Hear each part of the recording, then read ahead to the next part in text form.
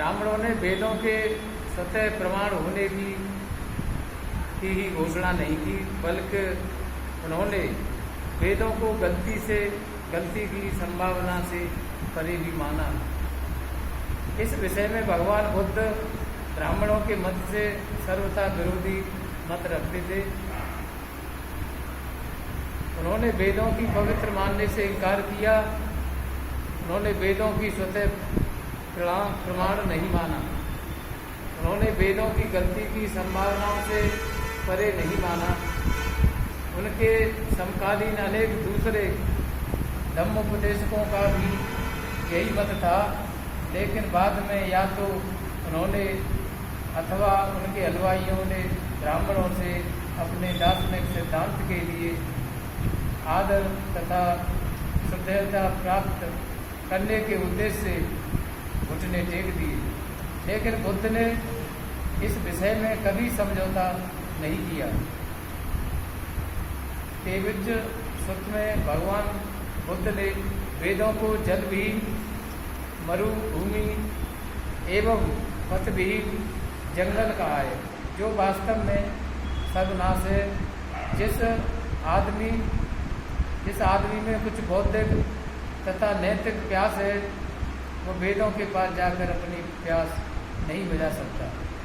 जहाँ तक वेदों के गलती की संभावना से परे होने की बात है, तथागत ने कहा कोई भी चीज़ गलती की संभावना से परे नहीं है, वेद भी नहीं है।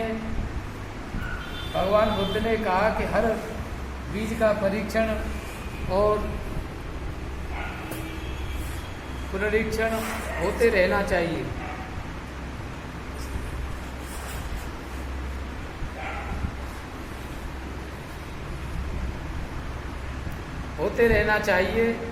ये बात उन्होंने कालाम लोगों को दिए गए अपने प्रवचन में स्पष्ट की है। एक बार भिक्षु संघ सहित चारिका करते भगवान बुद्ध कौशल जनपद के केशपुत नगर में आए। कलाम उस नगर में ही रहते थे।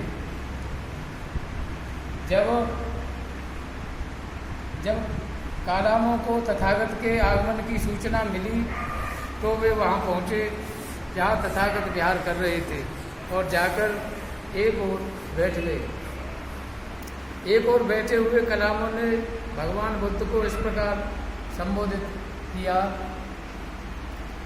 हे श्रवण गौतम, हमारे गांव में कुछ श्रवण ब्राह्मण आते हैं।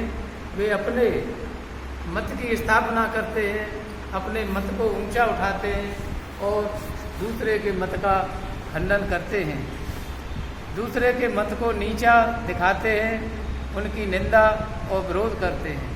इसी प्रकार कुछ दूसरे श्रवण ब्राह्मण आते हैं, वे भी अपने मत की स्थापना करते हैं और अपने मत की प्रशंसा करते हैं और दूसरे मत का खंडन करते हैं, तिरस्कार करते हैं और दूसरे के मत का विरोध करते हैं।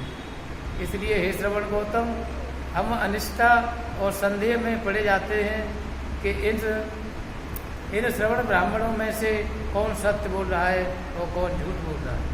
ये कलामों तुम्हारी अनिष्ठा का कारण यही है कि तुम्हारे संदेह का कारण सही है। ऐसे अवसर पर अनिष्ठा और संदेह का उत्पन्न होना सही है। ये कलामों तथागत ने कथन जारी रखा, किसी बात को केवल इसलिए मत मानो कि वो तुम्हारे सुनने में आई है। किसी बात को केवल इसलिए मत मानो कि वह परंपरा से प्राप्त हुई है। किसी बात को केवल इसलिए मत मानो कि बहुत से लोग उनके सार्थक हैं। किसी बात को केवल इसलिए मत मानो कि वह धर्म ग्रंथों में लिखी है। किसी बात को केवल इसलिए मत मानो कि वह तर्क और शास्त्र के अनुसार है। किसी बात को केवल इसलिए मत मानो कि वह सही दिखाई देती है। किसी बात को केवल इसलिए मत मानो कि वो स्वीकृत विश्वास और विचार है। किसी बात को केवल इसलिए मत मानो कि ऊपरी तौर पर वह मान्य प्रतीत होती है। इसी बात को केवल इसलिए मत मानो कि वह किसी आदरणीय आचार्य की कही हुई है। तो फिर हमें क्या करना चाहिए, हमारी क्या कसौटी हो?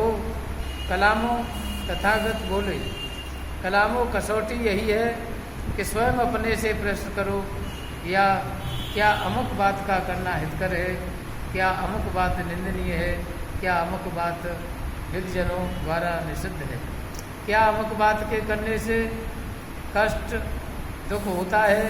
कलामों इतना ही नहीं, तुम्हें और आगे देखना चाहिए कि यह मत विशेष तृष्णा, घृणा और मूढ़ता और हिंसा की भावना की वृद्धि में सहायक तो नहीं है। कलामों इतना ही पर्याप्त नहीं है, तुम्हें यह भी देखना चाहिए कि मत विशेष किसी को उसकी अपनी इंद्रियों का गुलाम तो नहीं बनाता, उसे प्राणियों की हिंसा करने से प्रवृत्ति तो नहीं करता, उसे चोरी करने की प्रेरणा तो नहीं देता, उसे काम भोग संबंधी मिथ्याचार में वृत्ति तो नहीं करता, उसे झूठ बोलने में प्रवृत्ति तो नहीं करता, उसे दूसरों को वैसा ही करने की प्रेरणा देने में तो प्रवृत्त नहीं करता। और हे कलामों, अंत में तुम्हें यही पूछना चाहिए कि यह दुख के लिए, अहित के लिए तो नहीं। हे कलामों, अब तुम क्या सोचते हो, इन बातों के करने में आदमी का अहित अथवा हित है? बनते सही अहित है। कलामों ने उत्तर दिया, हे कलामों, क्या ये बातें लाभप्रद अथवा हानिप्रद? बनते हानिप्रद, क्या ये बातें निंदनीय हैं? भगवान बुद्ध और उनका, हाँ, बनते निंदनीय है। कलामों ने उत्तर दिया, क्या विग पुरुषों द्वारा निषिद्ध है अथवा समर्थित है? विद्या विग पुरुषों द्वारा निषिद्ध है। कलामों ने उत्तर दिया, क्या इनके करने से कष्ट और दुख होता है? बनते, इसके करने से कष्ट और दुख होता है। कोई धर्म ग्रंथ जो ये बात सिखाता हो, क्या यह स्वतः प्रमाण माना जा सकता है? क्या वो गलत होने की संभावना से परे माना जा सकता है? बनते नहीं। लेकिन कलामों यही है जो मैंने कहा वो यह है कि किसी बात को केवल इसलिए मत मानो कि यह तुम्हारे सुनने में आई है। किसी बात को केवल इसलिए मत मानो कि वह परंपरा से प्राप्त हुई है। किसी बात को इसलिए मत मानो कि वह सूक्ष्मता और तर्क पर आधारित है। किसी बात को इसलिए मत मानो कि वह देखने में सही लगती है। किसी बात को केवल इसलिए मत मानो कि बहुत से लोग उसमें विश्वास रखते हैं।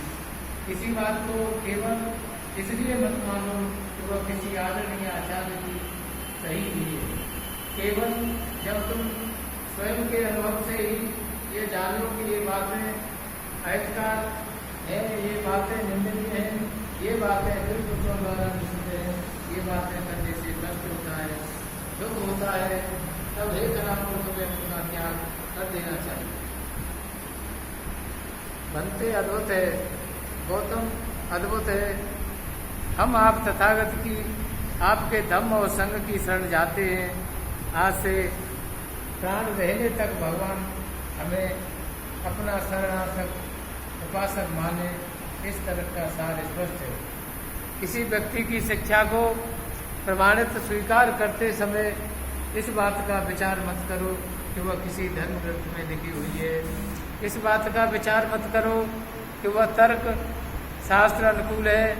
इस बात का विचार मत करो कि वह ऊपरी दृष्टि से मान्य प्रतीत होती है। इस बात का विचार मत करो कि वह अनुकूल विश्वास या अनुकूल दृष्टि की है। इस बात का विचार मत करो कि वह ऊपरी दृष्टि से सच्ची प्रतीत होती है। इस बात का विचार न करो कि वह किसी आदरणीय आचार्य की कही हुई प्रतीत होती है। लेकिन इस बात का विचार करो कि जिन मतों को या जिन विचारों को तुम स्वीकार करना चाहते हो वे हितकर अथवा अहितकर निंदनीय है अथवा नहीं, कष्टप्रद तथा हानिप्रद है या नहीं। केवल इसी आधारों पर कोई किसी दूसरे की शिक्षाओं को स्वीकार कर सकता है।